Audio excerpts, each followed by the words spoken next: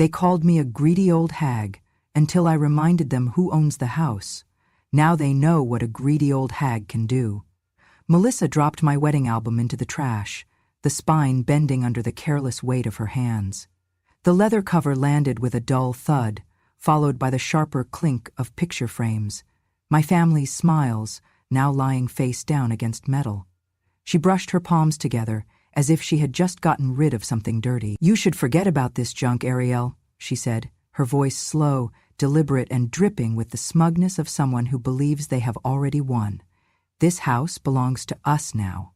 From the doorway, Martin, my only son, leaned casually against the frame, a coffee mug in his hand, wearing that half-smirk he had started wearing more and more often. "Mom, why are you still keeping that big master bedroom all to yourself? You don't have guests. We could turn it into a game room. At least it would be more useful than a space full of your old stuff." I stood there, my hands tightening at my sides, the sting of their words burning deeper than I wanted to admit. This was the home my husband and I had built with our own hands over 40 years ago. Every beam, every shingle, every nail was placed through our sweat and labor. Back then, we worked long hours, lived frugally, and saved every penny until we could buy this plot of land. We spent weekends digging, hammering, painting, laying the floors together, arguing over paint colors, and laughing when we made mistakes. It took years, but eventually we paid off every cent of the mortgage. When the bank sent the final statement marked "paid in full," we framed it and hung it in the hallway. This house was more than wood and walls. It was our story. It was where we celebrated birthdays, where our son took his first steps, where my husband's laughter echoed down the halls late at night. After my husband passed, the house became quieter. The space felt bigger, emptier, but it was still mine, and I cared for it like I always had. I kept the garden blooming the way he liked, polished the railings he carved, and sat on the porch each evening with tea, watching the neighborhood shift and change while my home remained steady. Then came the phone call from Martin. He said he and Melissa wanted to move in to help me out, to be there for me in my old age. At the time, it sounded reasonable, sweet, even. I imagined having company for dinner, laughter in the kitchen again, maybe even the warmth of family filling the empty rooms. But it did not take long for me to realize the truth. Melissa arrived with her eyes already scanning the place like a buyer inspecting a property. She moved my things without asking, replaced the curtains with something she called modern but looked like it belonged in a cheap motel, and complained about the clutter. That, to me, was a lifetime of memories. Martin said little, but his silence spoke louder than words. He let her rearrange, criticize, and claim space that was not hers. And now here they stood, Melissa throwing my history into the trash, Martin suggesting my bedroom be gutted for their entertainment. Melissa crossed her arms, her stance wide like she was already the queen of this castle. "It's selfish to hold on to space you don't use," she said sharply. "We're here now, living here every day, paying for groceries, keeping the place running. It makes sense we use the rooms the way we want." I let out a slow breath. "Melissa, you use my credit card for groceries, and this house has been running just fine for decades without your help." Her eyes narrowed, but Martin quickly stepped in. "Mom, we're not trying to fight. We just think you're stuck in the past. The house needs new energy, and frankly, you're not using it right. We're cramped in the guest room while you've got all that space to yourself." Cramped? The guest room they occupied was larger than most master bedrooms in this city. This was not about space. It was about control. Melissa tilted her head, letting a pause stretch before delivering the final blow. "You've said before you'd leave the house to Martine when you're gone. Why wait? Why not just make it official now? You're holding on out of spite, fear, or maybe you're just greedy." Greedy. The word landed like a slap. I looked at my son, waiting for him to defend me, but he only met my gaze with an unsettling stillness, as if he agreed. I thought of the times I had bailed him out, when he'd dropped out of college, when his business failed, when his debts threatened to swallow him whole. I had sold a piece of my land to help him once, and now he stood here, letting his wife call me greedy for keeping what little I had left. I could have shouted. I could have told them to pack their things and leave that very minute. But I didn't. Instead, I turned, walked past them, and retrieved my wedding album from the trash. I set it gently back on the shelf. exactly where it had always been. Melissa's jaw tightened, but she said nothing. "This house is mine," I said finally, my voice calm and even.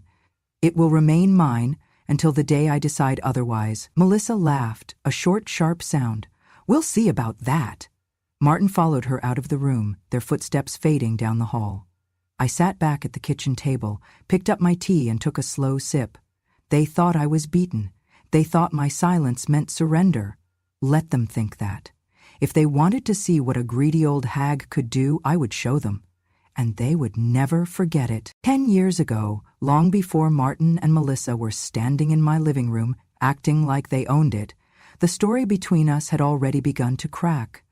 It was during a time when Martin was drowning, his business venture had collapsed, and with it came a mountain of debt that could have easily buried him for years. I remember the night he came over. It was late, nearly 10 o'clock, and I had been in the kitchen washing dishes.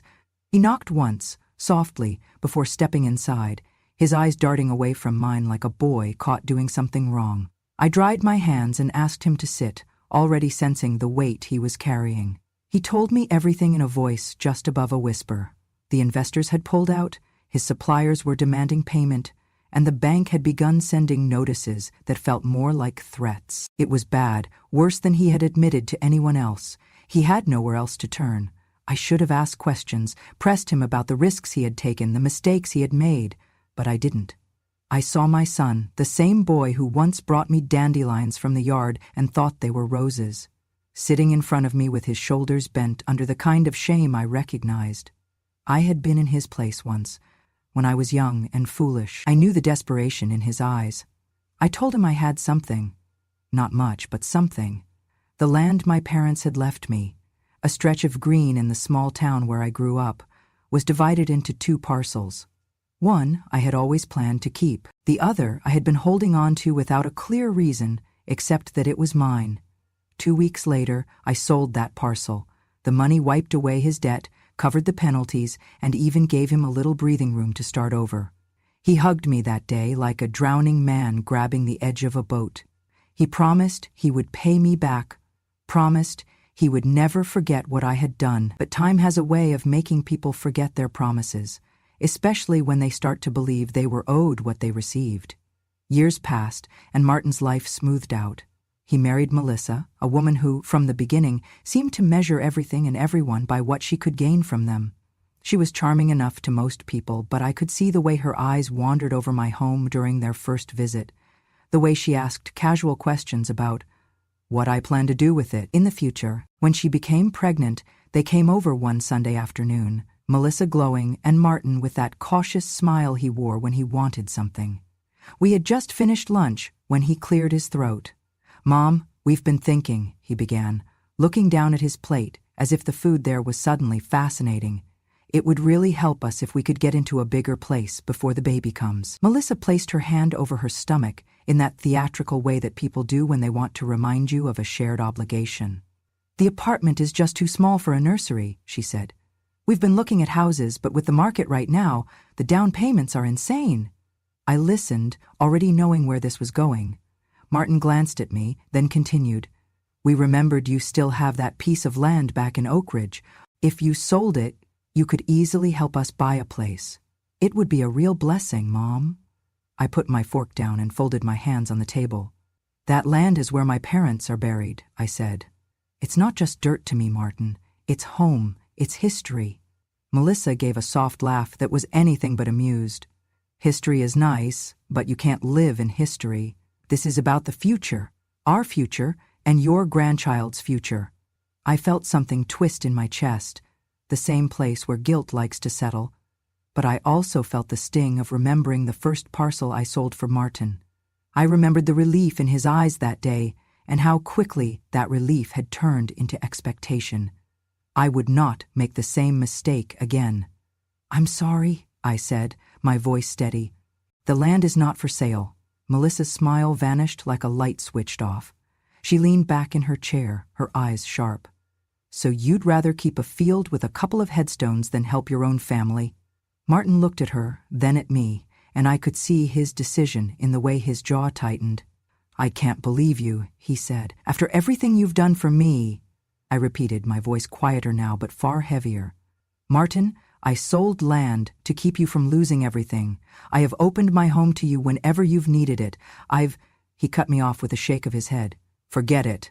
We'll figure it out ourselves." But his tone carried no gratitude, no humility, only resentment. From that day forward, something in the way they looked at me changed. I could feel it in the clipped phone calls, the lack of visits, unless they needed something. Melissa began making sly comments at family gatherings.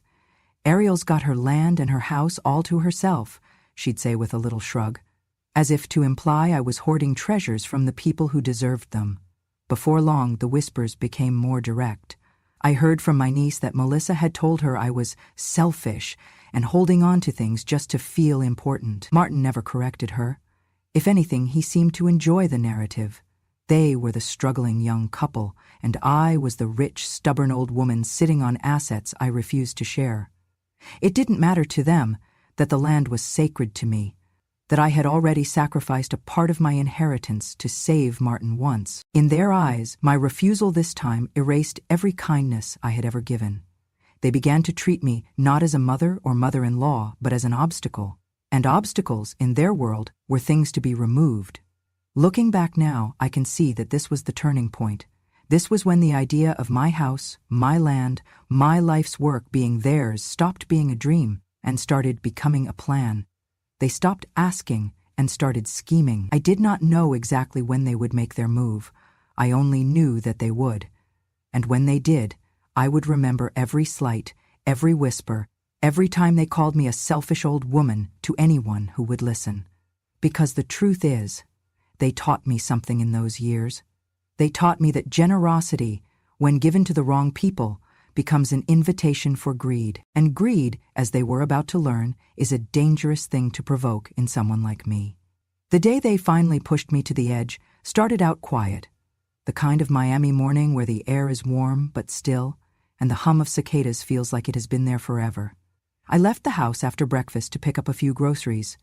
Just bread, milk, and the tea I like that the corner store keeps behind the counter because hardly anyone else drinks it anymore. I was gone no more than an hour.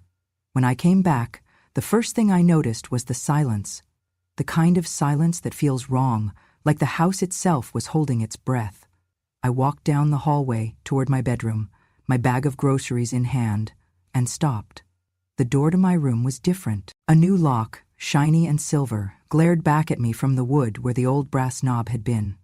I reached for it, turned it, and found it locked tight. My key, the one I had kept on the same ring for decades, no longer fit. Before I could knock, I heard voices from down the hall. Melissa's voice, clipped and brisk. I followed it to the garage, and when I pushed the door open, the air inside smelled faintly of dust and the faint sweetness of cedar from my old Hope chest. And there, scattered across the concrete floor, was my life. My dresser, pushed against the wall beside the lawnmower. My nightstand, its drawers hanging open. My clothes, still on hangers, stacked in uneven piles. Even the quilt my mother had sewn for me when I got married was draped carelessly over a stack of cardboard boxes. It was as if my entire existence had been uprooted and dumped in storage. Melissa was standing in the middle of it all, her phone in one hand, her other hand on her hip. She didn't look up when she said, "Guests sleep in the garage. Guests who don't pay rent should leave altogether." I set the groceries down slowly, the plastic bag handles biting into my fingers. "Melissa," I said, keeping my voice even, "this is my house. That was my room." She looked up then, meeting my gaze without a flicker of hesitation. "Not anymore. You said we could live here, so we're making some changes." "You don't use that big room," Melissa said with a shrug. "Let me repeat one more time. Like I said before, you don't even use that big room. We could turn it into something useful, maybe a home office or a studio. Anything's better than it sitting full of your old junk." Before I could answer, Martin walked in from the side door, a folded piece of paper in his hand. He didn't meet my eyes right away. "Mom," he began, his tone almost rehearsed. "We've been talking. This arrangement, it's not working. You're holding on to things that would be better for all of us if you let go." He held out the paper. "This is a transfer of ownership form. Just sign it and everything will be easier. You'll still get to live here, but the house will officially be ours. That way we can take care of it properly." I didn't take the paper. "No." His jaw tightened. "If you don't sign, then next week you'll be in a nursing home. At least there someone will be willing to listen to you talk." The words hit me like cold water. Not because I feared a nursing home, I feared nothing from them anymore, but because of how easily my son, my own flesh and blood, could speak to me that way. "Martin," I said slowly, "your father and I built this house. We paid for it, brick by brick, and you're standing here asking me to give it away like it's nothing." He stepped closer, the paper still held out, his voice harder now. "I'm not asking, Mom.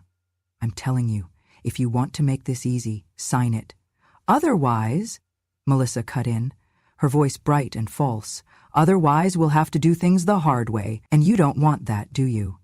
I looked at both of them, the woman who had married my son and immediately set her sights on my home, and the son who had once cried in my arms when his business failed, who I had rescued with the land my parents left me, and now here they were, treating me like a trespasser in my own life.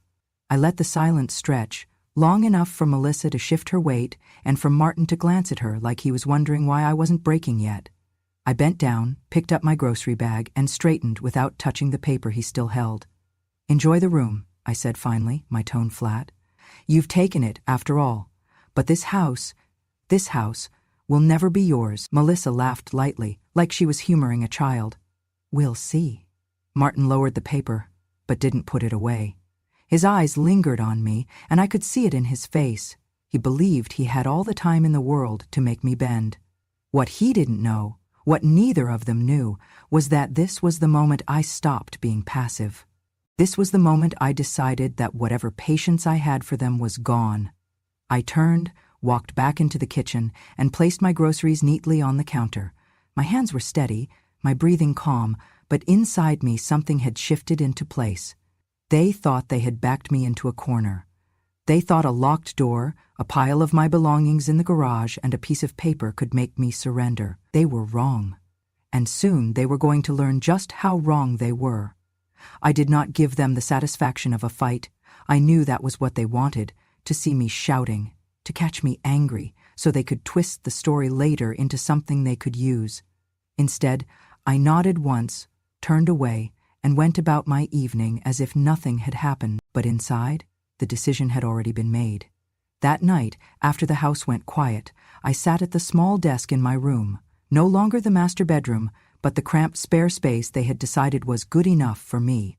I pulled out my old address book, the one I had kept for decades, its pages worn soft from use. My fingers found the name without hesitation: Frank Miller. Frank had been my late husband's closest friend in the service. The two of them had shared a foxhole in a war neither of them liked to talk about in detail. All I knew was that my husband had once pulled Frank out of the line of fire, saving his life.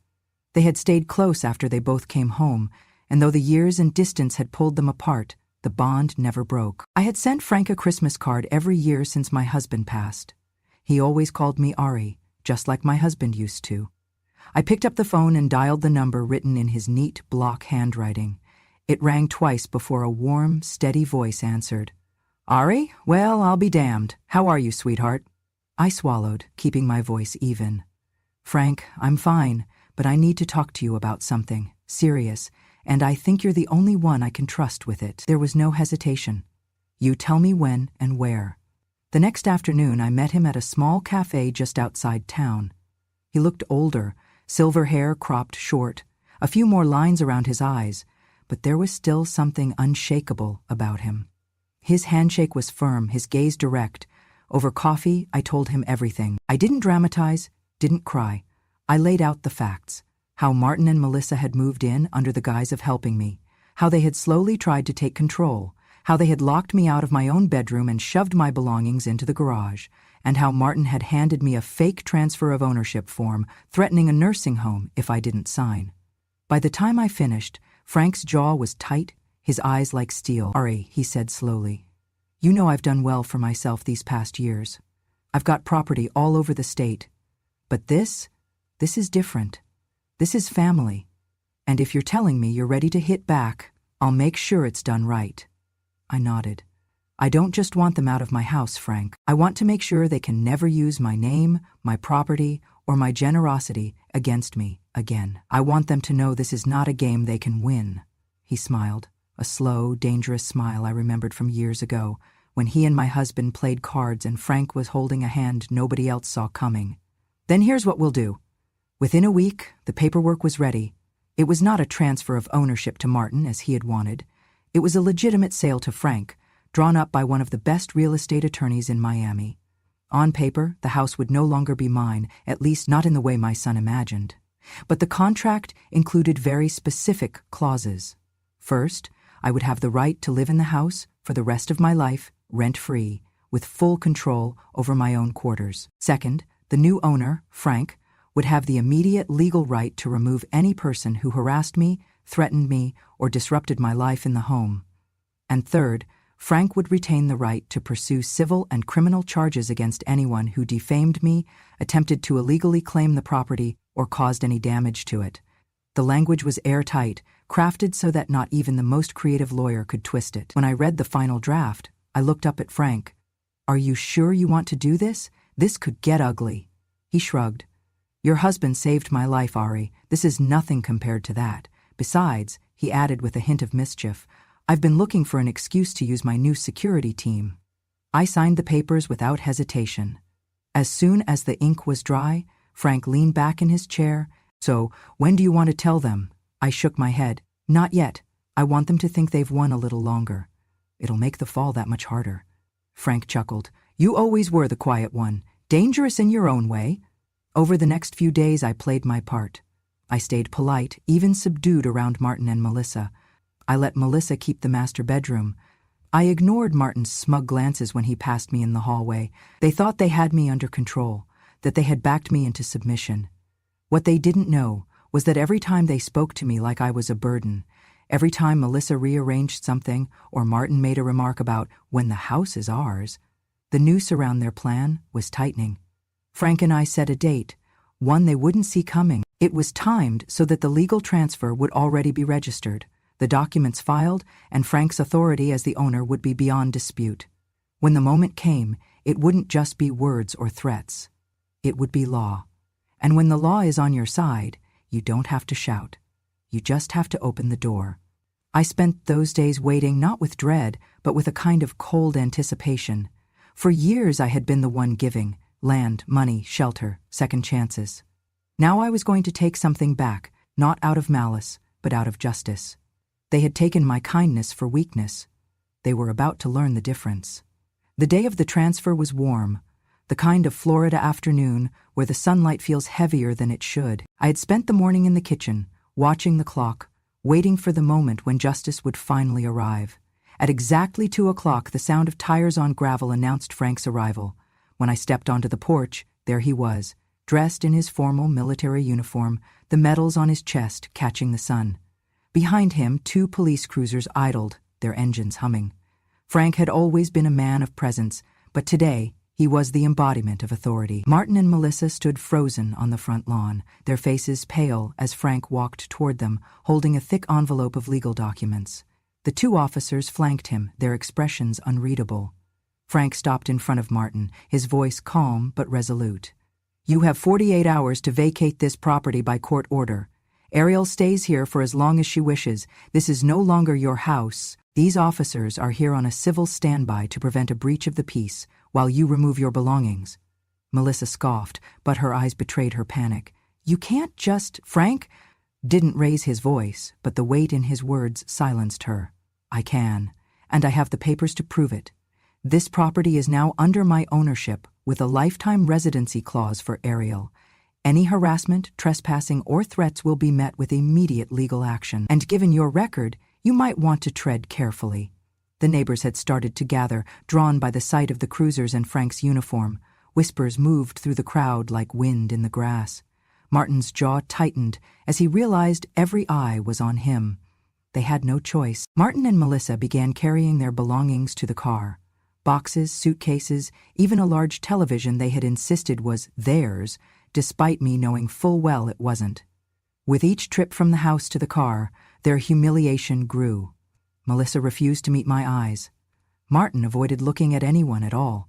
When the last box was loaded, they climbed into the car. Before they left the curb, one officer issued a formal trespass warning. If they returned to the property or harassed me again, they could be arrested on the spot. The engine coughed to life and they drove away down the street. I exhaled, thinking maybe, just maybe, that was the last I'd see of them. They did not go far. Just days later, Linda, my neighbor down the street, told me she had seen them moving into a run-down apartment complex only 4 blocks away. They kept their heads down, avoiding the police whenever possible, because they were trying to dodge a suspended sentence from a fraud case in another state. Probation check-ins and a travel restriction kept them tethered to the city, so they holed up 4 blocks away, close enough to watch my porch lights at night. I was wrong. It all made sense. They weren't leaving the area because they couldn't. They were tied here, hiding in plain sight. And as much as I wanted to believe they were gone for good, I knew in my bones they were watching me, waiting. I didn't let on that I knew. Instead, I went about my days quietly, caring for the garden, visiting the small cafe downtown, keeping my routines steady. In the months after they were forced out, I often wondered why they hadn't simply left Miami altogether. The answer became clear.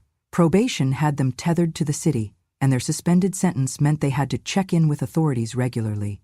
They rented a cramped apartment only 4 blocks away, not because they wanted to be close to family, but because it kept me in sight. They weren't neighbors, they were vultures circling, waiting for me to let my guard down. But in the back of my mind, the thought remained, they will come back, and when they do, I'll be ready. The police cars and Frank's uniform had made for a good show that day, but the real victory wasn't in seeing them humiliated. It was in knowing I had legal protection now. They could threaten, they could lurk, but they could not take the one thing they wanted most. I kept my phone close at all times. I installed a new security system, one that sent alerts directly to the local police, and I told myself, over and over, silence isn't weakness, it's waiting for the right moment to strike. For nearly a year, nothing happened. Sometimes I would catch a glimpse of them, Melissa in the corner store, Martin standing outside the pawn shop, but they never approached me. Still, there was something in their faces, a hunger that hadn't been satisfied, and deep down I knew the storm hadn't passed. It was only gathering strength. It was about 6 months after Martin and Melissa were gone when I first heard about Mark. I had known, of course, that their finances were a mess, even before I pushed them out. They had been living on my generosity for months, not because they needed to, but because it was easier than taking responsibility for their own lives. But I never imagined they could sink low enough to do what they did next. The news came from my neighbor, Linda, who has a cousin that works at the county's Department of Children and Families. Linda came over one evening, holding a casserole and looking at me with that kind of careful pity that makes your stomach knot. She said she'd overheard that Martin and Melissa had filed for bankruptcy, that they'd lost whatever little they still owned, and that, in the middle of all that, they'd taken their son, my grandson, 9 years old, and left him at a state-run orphanage. No goodbye, no explanation. They just dropped him off? I asked, my voice flat because I didn't know what else to do with the anger rising in my chest. Linda nodded, her eyes searching mine. Ariel, I'm sorry. I thought you should hear it from me before you heard it from anyone else. That night I barely slept.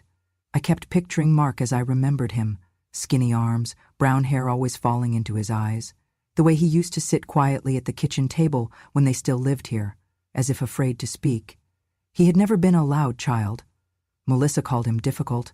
Martin said he was too sensitive, but I had seen something else in him, watchfulness, a kind of quiet intelligence that made him seem older than his years. And now they had left him behind like he was nothing. The next morning, I called the county office. The woman who answered listened carefully as I explained who I was. There were forms to fill out, background checks, a home inspection, more red tape than I would have thought possible, but I didn't hesitate for a second. Every step I took was driven by the same thought. Mark would not spend another night thinking no one in the world wanted him.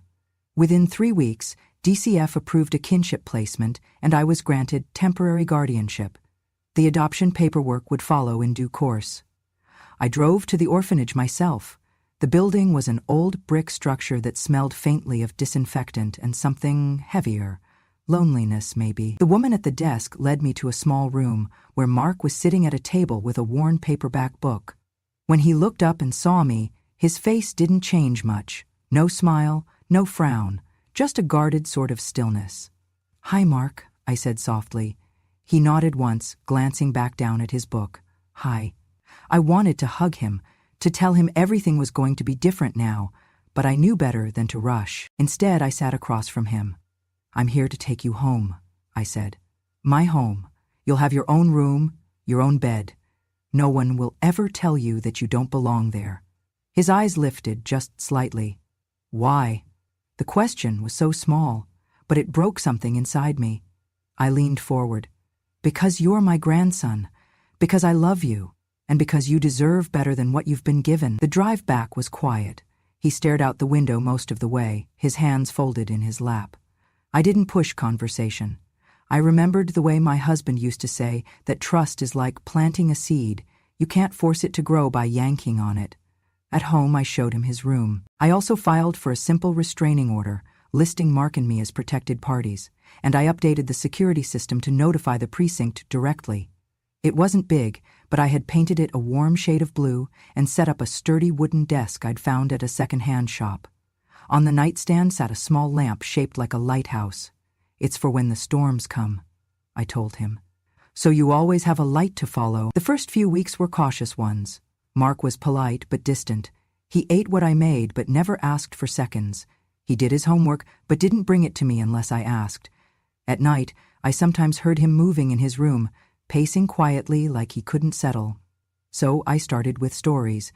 Not lectures, not questions, stories. Over dinner, I told him about his grandfather, about the time he built the back porch with nothing but stubbornness and a borrowed saw, about how he once rescued a stray dog in the middle of a thunderstorm. I told him about when Martin was his age, how he used to race the neighbor kids to the end of the street, how he once broke his arm climbing the old oak tree because he swore he could touch the clouds. Mark listened. At first, I thought maybe he wasn't really paying attention, but then he'd surprise me. One day he asked, "Did Grandpa ever lose at anything?" Another time he said, "Dad used to climb trees? He never told me that." Little by little, the wall between us started to crumble. One Saturday, I found him in the garden, kneeling in the dirt, carefully pulling weeds like I'd shown him the week before. "Figured I'd help," he said, not looking up. Another evening, he brought me a drawing he'd made of the house. It was detailed, right down to the little bird bath in the front yard. I made sure he knew the rules of this house. Kindness first, honesty always, and never walk away from someone you care about. "Those are the rules I try to live by," I told him one night. "I want you to live by them too." He nodded, and though he didn't say much, I could see he understood. By the time summer came, he had begun to smile more. Sometimes I'd catch him humming while he worked on his model airplanes at the desk. We took evening walks together, and he'd tell me bits and pieces about school, about books he liked, about the things that scared him. I never once spoke ill of Martin or Melissa to him. I didn't need to. He already knew more than I wanted him to about the kind of people they were. My job now was not to fill him with anger, but to show him what love looked like, when it was steady, reliable, and real. And for the first time in a long while, this house, my house, felt alive again.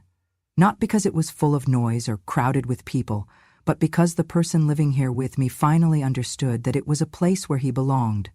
What I didn't know then was that the peace we'd built together would soon be tested in a way that would make every quiet lesson, every story, every moment of trust matter more than ever. 1 year to the week since Martin and Melissa were forced out, we were lighting 10 candles. The first birthday Mark would celebrate in a home that felt like his. Tonight we were celebrating Mark's 10th birthday, the first one he'd had here, the first one in years where he wasn't looking over his shoulder. It was a small celebration, just the two of us. The kitchen was warm with the smell of chocolate cake, the frosting smooth and shining under the light. 10 candles flickered in front of him, their flames reflecting in his eyes. He leaned forward, blew them all out in a single breath, and smiled. Really smiled. That alone was worth everything I had done in the past year. We were cutting into the cake when a sound shattered the moment. Knocking, no, pounding, at the front door. heavy, frantic, and unrelenting. I froze for half a second, then set my fork down. "Stay here," I told Mark. "Don't move from this table no matter what." He nodded, sensing the change in my tone. I walked to the door slowly, the pounding growing louder. In the pit of my stomach, I already knew who it was. When I opened the door, the porch light revealed two figures from my past.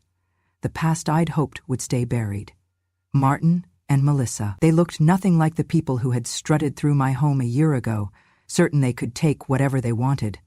Martin's face was gaunt, his hair overgrown, his shirt stained and wrinkled. Melissa's eyes were bloodshot, her makeup smudged, her clothes worn thin. The scent of stale alcohol and cigarettes clung to both of them. Martin tried to force a smile. "Mom, we need to talk." I stayed in the doorway, blocking their view of the kitchen. "What do you want?" Melissa's voice was sharper, with an edge of desperation. "We've lost everything. The place we were staying kicked us out. We need a place to stay." "And money?" I shook my head. "No." Her eyes narrowed. "If you don't help us, you'll regret it." Martin's expression hardened. "This isn't a request. We're broke, Mom. And you have more than enough. You're going to help us." "I'm not," I said evenly. "Leave." For a moment, silence hung between us. Then Martin's jaw clenched, and he reached into his jacket. The metallic snap of a folding knife locking into place cut through the night. "You're going to give me the money," he said, his voice low and dangerous. "Or you're going to die, right here on your porch." Melissa stepped closer, her hands twitching. "Don't make this harder than it needs to be, Ariel." I didn't move back, but I kept my body angled so they couldn't see past me. "You think threatening me will get you what you want? That's not how this ends." Martin took a step forward. "I'm not leaving without it." That was when I heard it, the faint creak of the kitchen floorboard behind me. Mark. But he didn't come into view. Instead, I caught the soft, deliberate beeps of numbers being dialed. "My parents are threatening to kill my grandmother," I heard him say into the phone, his voice steady. "Please send officers right away." Melissa's eyes flicked toward the sound, realization dawning too late. In the distance, sirens began to wail, growing louder with each passing second. Martin's grip on the knife tightened. "You called the cops?" I allowed myself the smallest of smiles. "No." Mark did. For the first time, I saw something shift in Martin's eyes, not just anger, but a flicker of shame. His own son had chosen to protect me, the woman he'd tried to destroy. The night air split with the crunch of boots on gravel and the clipped voices of officers calling commands. Flashlights cut across the porch, throwing Martin and Melissa into stark relief. The officers didn't waste time. One moved to block Martin's path, the other closed in on Melissa. Metal cuffs snapped shut, cold and final. "Drop the knife," one barked. Martin froze for a heartbeat, then let the blade fall to the porch with a dull clatter. The officers moved in fast, cuffing him and Melissa before they could say another word.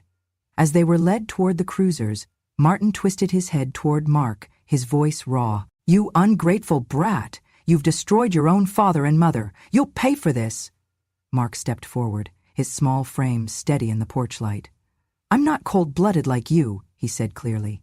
"You just got what you deserve. You tried to destroy your own mother. You're the ungrateful one." Martin stopped speaking, the fight gone from his face. Melissa opened her mouth to plead, but no words came. The doors of the cruisers slammed shut, and the cars pulled away, leaving only the echo of sirens fading into the night. Mark came to stand beside me, his hand slipping into mine. "I understand everything they've done," he said quietly, "and I'm grateful for you. I'll study hard, and I'll repay you one day. Please believe in me." I squeezed his hand, the warm glow from the kitchen spilling out behind us. "I do, Mark. I always will." We stepped back inside, leaving the dark night outside where it belonged. And that's the truth of it. Some people will tell you family is everything, but the truth is, family is only everything if it acts like family. They called me a greedy old hag. They tried to take my home, my dignity, and even my life. But all they really did was give me a reason to fight harder for the only family I have left. If you've ever been underestimated, if you've ever been pushed aside, I want you to remember this. Revenge doesn't have to be loud. Sometimes the quiet kind is the one they never forget. This was my story. If you want to hear more true stories from this old heart, stories of betrayal, justice, and the kind of revenge that only time can deliver, make sure you subscribe to Grandma True Stories, because I still have more to tell, and you don't want to miss what's coming next.